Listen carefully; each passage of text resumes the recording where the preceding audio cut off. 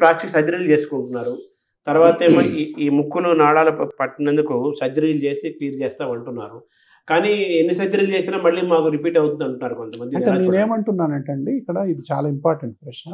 చాలా మంది ఏంటంటే, సార్ మాకు సర్జరీ అయింది, మాకు తగ్గలేదని ఇక్కడికి 3-4 సర్జరీలు చేసుకున్న వాళ్ళు కూడా వస్తూ ఉంటారు.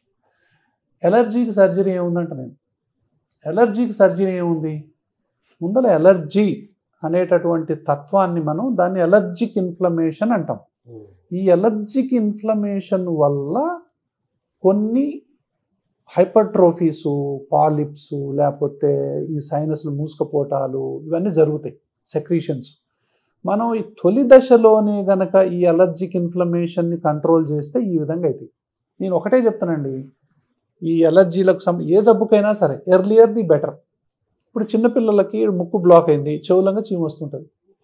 ఈడ చీము రావడానికి కారణం ఇక్కడ, ఇది కారణం. కాబట్టి ఇక్కడ దాన్ని మనం ఓపెన్ చేయాలి. ఇది ఇప్పుడు ఇక్కడ ముక్కు బ్లాక్ అయితే ఇక్కడ సైనస్ డెవలప్ అవుతుంది. ఈ ముక్కును మనం ముందర ఓపెన్ చేయాలి. ఎప్పుడైతే ఎలర్జీ ఉంటుందో ఎడినాయిడ్స్ ఉబ్బుతాయి. సో ఎడినాయిడ్స్ ఉబ్బకుండా ఉండాలంటే ఎలర్జీని ముందర కంట్రోల్ చేయాలా. టాన్సిల్స్ ఉబ్బకుండా ఉండాలంటే దాన్ని కంట్రోల్ చేయాలా. చాలా మందికి నా దృష్టిలో నేను చేసి నా ప్రాక్టీస్ చెప్తాను, 100కి 90 మందికి ఎడినాయిడ్స్ కానీ టాన్సిల్స్ కానీ సర్జరీ చేయాల్సిన అవసరం లేదు. తొలి దశలో గనక మనం పేషెంట్కు ట్రీట్మెంట్ మొదలు పెడితే. ఒకసారి చేయి దాటిందండి, ఇప్పుడు మాటికి ముక్కులోంచి నీళ్లు గారటాలు, చీము గారటాలు, అంటే వారం రోజులకు ఒకసారి జ్వరం రావటాలు, గొంతు పచ్చి చేయటాలు, చెవులో నుంచి చీము గారటాలు, ఇలాంటి బ్లాక్ అవటాలు, ఇలాంటివన్నీ ఉంటే ఎడినాయిడ్స్ తీయక తప్పదు. చేయి దాటిపోయిన తర్వాత ఎడినాయిడ్స్ తీయక తప్పదు, టాన్సిల్స్ తీయక తప్పదు, సైనస్ ఆపరేషన్ చేయక తప్పదు, ముక్కులో ఆపరేషన్ చేయక తప్పదు, చెవులో ఆపరేషన్ చేయక తప్పదు. అవుతా ఉంటుంది. అప్పుడు ఎలర్జీకి ట్రీట్ చేయాలి. అక్కడనే వ్యాక్సిన్స్ ఇవ్వాలంటే నేను 2 రకాలైనటువంటి వ్యాక్సిన్స్ ఇవ్వాలి. ఎలర్జీకి సంబంధించినటువంటి వైద్యాన్ని చేయాలి.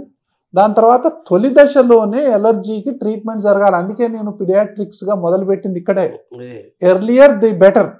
అంటే చిన్నపిల్లల్లో ఉన్నటువంటి అలర్జీ కానీ, ఆస్తమా కానీ, నోస్ బ్లాక్ కానీ, చెవు ప్రాబ్లమ్స్ కానీ, ఎడినాయిడ్స్ కానీ, టాన్సిల్స్ కానీ, ఆస్తమా కానీ ఎంత తొందరగా వైద్యం చేస్తే వాళ్ళకి అంత ఆపరేషన్లు అవసరం పడే అవకాశం తగ్గిపోతుంది. ఇప్పుడు వ్యాక్సిన్స్ అన్నారు కదా, ఇప్పుడు ఏం వ్యాక్సిన్స్ అవైలబుల్గా ఉన్నాయి సార్? ఫ్లూ వ్యాక్సిన్ అండి, ఇన్ఫ్లుయెన్జా వ్యాక్సిన్, అడల్ట్ అంటే న్యూమోకోకల్ వ్యాక్సిన్. చిన్నపిల్లలకు చాలా వ్యాక్సిన్స్ తెలుసు కదా, ఇవి అడల్ట్ వ్యాక్సిన్స్ అంటాం.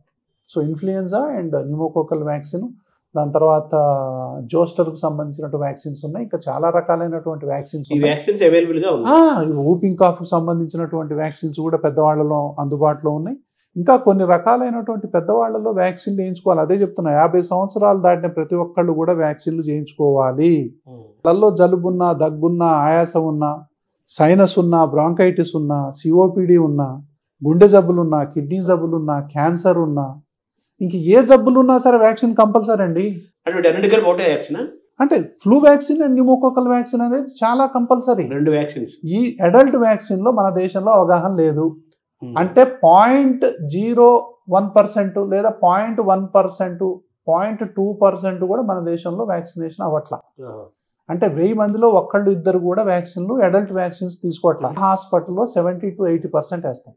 తెలియదు కూడా ఉన్నట్టు, చాలా మంది తెలియదు, అయినా అవగాహన లేదు. కాబట్టి 2 వ్యాక్సిన్ వేసుకోవడం ప్రయోజనం ఏంటి అంటే ఏంటంటే, ఇప్పుడు ఒకడు బావిలో పడతా ఉన్నాడు, ఒకటి తీస్తా ఉన్నాడు, ఒకటి పడతా ఉన్నాడు, ఒకటి తీస్తా ఉన్నాడు. పడటం ఎందుకు, తీయటం ఎందుకు? గోడ గట్ట అయిపోద్ది కదా. ఈ గోడ కట్టడమే వ్యాక్సిన్. ఈ వ్యాక్సిన్ ఎన్ని రోజులు పనిచేస్తుంది? ఇన్ఫ్లుయెన్జా వ్యాక్సిన్ ప్రతి సంవత్సరం వేయించుకోవాలి, సీజన్కు ముందు. ఇప్పుడు సపోజ్ మీకు జలుబు ఉందండి, సైనస్ ఉంది, దగ్గు ఉంది, ప్రతి సంవత్సరం మీరు ఆగస్టులో కానీ, సెప్టెంబర్లో కానీ, జూన్ నుంచి మొదలు పెట్టుకుంటే ఆగస్టు మధ్యలో ఒక వ్యాక్సిన్ తీసుకుంటే చలికాలం అంతా మీరు ప్రొటెక్షన్గా ఉంటారు. ఇయర్లీ ఒక వ్యాక్సిన్. అంతే. ఫాల్ అంటాం. ఫాల్ అంటే ఏంటి? ఇక వర్షాలు పడతాయి అనే టైంలో మనం వ్యాక్సిన్ తీసుకోవాలి. Very good. 2వ వ్యాక్సిన్ ఇంకోటి న్యూమోకోకల్ వ్యాక్సిన్ అంటాం. అది బ్యాక్టీరియా నుంచి పోరాడేది. అంటే ఏంటి? ప్రతి 5 సంవత్సరాలకు ఒకసారి ఈ వ్యాక్సిన్ తీసుకోవాలి. దాన్ని న్యూమోకోకల్ వ్యాక్సిన్ అంటాం. ఎవరు తీసుకోవాలి ఇది? ఏదో ఒక జబ్బు ఉన్నవాళ్ళు, అసలు ఏ జబ్బు లేకపోయినా 55 సంవత్సరాలు దాటిన వాళ్ళు ప్రతి ఒక్కళ్ళు కూడా ఈ వ్యాక్సిన్ తీసుకోవాలి. నెంబర్ 1, 55 సంవత్సరాలు దాటితే.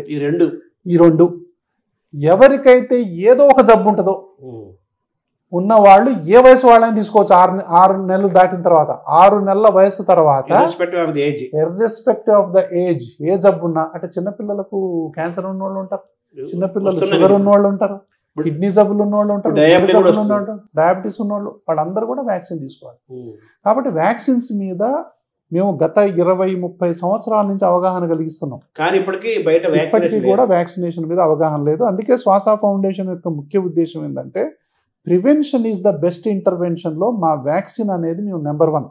ఈ వ్యాక్సిన్ ఖరీదు ఎంత ఉంటుంది అంటే ఇన్ఫ్లుయెన్జా వ్యాక్సిన్స్ జనరల్ గా 1500 నుంచి 2000 దాకా ఉన్నాయి కంపెనీని బట్టి. క్వాలిటీ ఇవి కూడా అన్ని 2-3 వేల తేడాతో ఉన్నాయి. యాక్చువల్గా చెప్పాలంటే అండి, ఈ దేశంలో ఈ 2 వ్యాక్సిన్లను కనుక మనం ఇమ్యునైజేషన్ ప్రభుత్వం తరపున వేస్తే సగం ఐసీయూలు మూతపడతాయి ఈ దేశంలో. అయితే ఇది కంపల్సరిగా దేశం యొక్క వ్యాక్సినేషన్ దాంట్లో కనుక మనం ఇంక్లూడ్ చేయగలిగితే ప్రజలకి మనం మంచి ఆరోగ్యాన్ని ఇచ్చిన వాళ్ళం అవుతాం. అంటే సంవత్సరానికి ఒకసారి, 5 ఏళ్ళకి ఒకసారి న్యూమోకోకల్ వ్యాక్సిన్ కనుక చేసుకున్నట్లయితే 55 సంవత్సరాలు దాటిన వాళ్ళు హాస్పిటల్కి పోవాల్సినటువంటి అవసరం 70% తగ్గిపోతుంది.